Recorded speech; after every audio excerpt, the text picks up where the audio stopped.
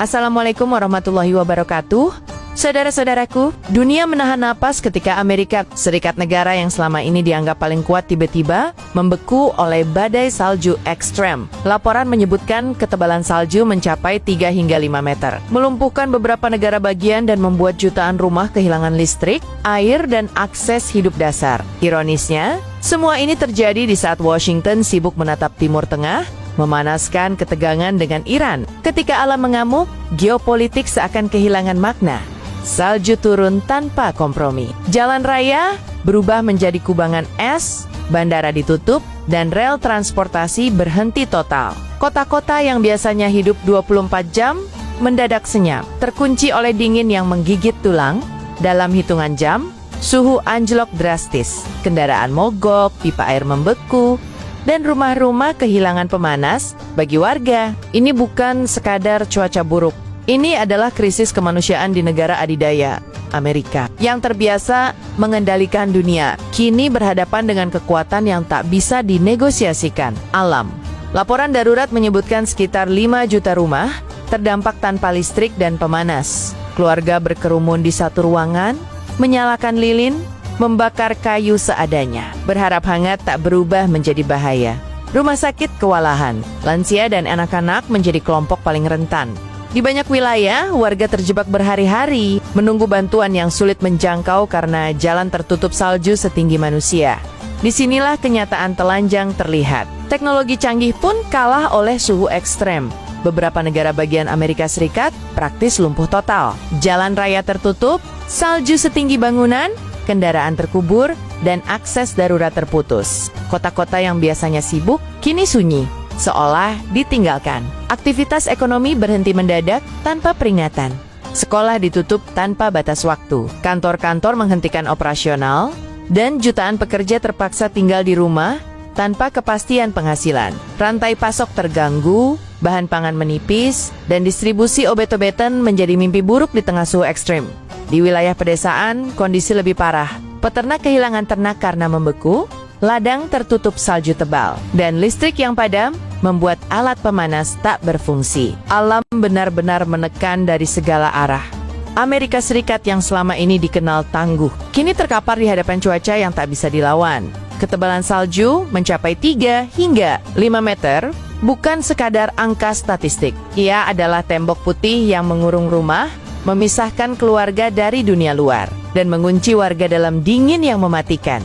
Atap-atap bangunan runtuh karena tak sanggup menahan beban. Banyak rumah rusak parah, bahkan roboh.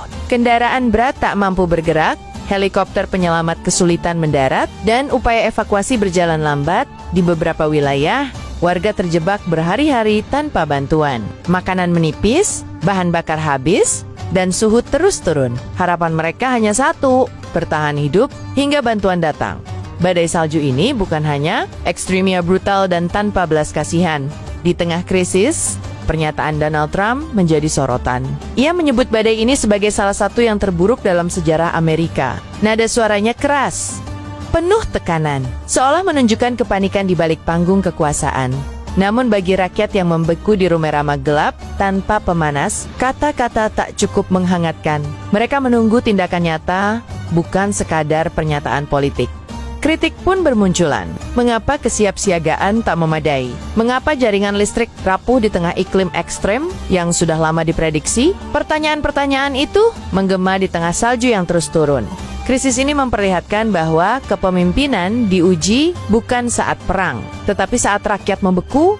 Amerika Serikat dikenal sebagai negara dengan anggaran militer terbesar di dunia. Pesawat tempur tercanggih, kapal induk raksasa, dan teknologi luar angkasa semua dimiliki. Namun di hadapan badai salju, kekuatan itu terasa tak berarti. Tank tak bisa berjalan di salju tebal. Jet tempur tak bisa menghangatkan rumah warga. Senjata tak bisa menyalakan listrik. Alam menunjukkan satu kebenaran pahit. Kekuatan sejati bukan hanya soal militer. Ironi ini mengguncang citra superpower. Negara yang sering mengatur dunia, kini sibuk menyelamatkan diri sendiri dari dingin yang mematikan, dan dunia menyaksikan bahwa tidak ada negara yang kebal terhadap murka alam. Badai salju ini menciptakan krisis kemanusiaan yang nyata. Rumah sakit kewalahan menerima pasien hipotermia, lansia dan tunawisma menjadi korban paling rentan. Banyak yang meninggal dalam kesunyian dingin, tempat penampungan darurat penuh sesak, bantuan terlambat karena akses terputus. Relawan bekerja tanpa lelah, namun cuaca terus menjadi musuh utama. Krisis ini membuka mata dunia bahwa kemajuan teknologi tidak otomatis berarti kesiapan menghadapi bencana. Negara maju pun bisa rapuh ketika sistem tidak siap. Amerika hari ini mengingatkan kita, kemanusiaan lebih penting daripada superioritas. Ironisnya, di saat rakyat membeku, ketegangan geopolitik dengan Iran di Timur Tengah tetap memanas. Retorika perang terus bergaung, armada militer bersiaga, dan ancaman saling dilontarkan. Banyak pihak mempertanyakan prioritas. Ketika jutaan warga kehilangan listrik dan kehangatan, mengapa fokus masih tertuju pada konflik jauh di seberang dunia? Salju seolah menjadi pengingat keras. Sebelum mengatur dunia, selamatkan dulu rakyat sendiri. Geopolitik boleh panas, tapi realitas di dalam negeri sedang membeku. Para ahli iklim telah lama memperingatkan bahwa perubahan iklim akan memicu cuaca ekstrem, panas yang membakar, dan dingin yang membekukan. Badai salju ini menjadi bukti nyata dari peringatan yang sering diabaikan. Sistem energi yang tidak adaptif, infrastruktur tua, dan kebijakan yang lamban memperparah dampak. Alam tidak menunggu debat politik, ia bertindak. Bencana ini bukan kejutan, ia adalah konsekuensi, dan konsekuensi selalu datang dengan harga mahal. Amerika kini membayar mahal atas penundaan dan pengabaian. Badai salju ekstrem ini adalah pengingat universal bahwa di atas segala kekuatan ada hukum alam yang tidak bisa ditawar. Negara kuat atau lemah, kaya atau miskin, semua setara di hadapan cuaca ekstrem. Amerika Serikat hari ini merasakan apa yang sering dirasakan negara lain: ketidakberdayaan, kepanikan, dan harapan agar bencana segera berlalu. Semoga tragedi ini menjadi pelajaran, bukan hanya bagi Amerika, tetapi bagi seluruh dunia, bahwa menjaga bumi dan melindungi rakyat jauh lebih penting daripada mempertontonkan kekuatan. Karena ketika alam berbicara, semua manusia hanya bisa mendengar dan belajar. Saudara-saudaraku, badai salju yang membekukan Amerika Serikat bukan sekadar peristiwa cuaca ekstrem. Ia adalah cermin besar bagi peradaban modern. Sebuah tamparan keras bagi dunia yang terlalu percaya pada kekuatan teknologi, ekonomi, dan senjata. Dalam hitungan hari, negara yang disebut superpower itu terdiam, terkunci oleh salju setinggi 3 hingga 5 meter. Sementara jutaan warganya berjuang untuk sekadar bertahan hidup di rumah-rumah yang dingin dan gelap. Peristiwa ini membuktikan satu kebenaran yang tak bisa dibantah. Alam tidak mengenal istilah negara kuat atau lemah. Di hadapan dingin yang mematikan, semua manusia sama rapuhnya. Anggaran militer terbesar di dunia tidak mampu menghangatkan satu rumah pun. Retorika geopolitik tidak mampu mencairkan es di jalanan. Kekuasaan global pun tak berdaya ketika listrik padam dan pemanas mati.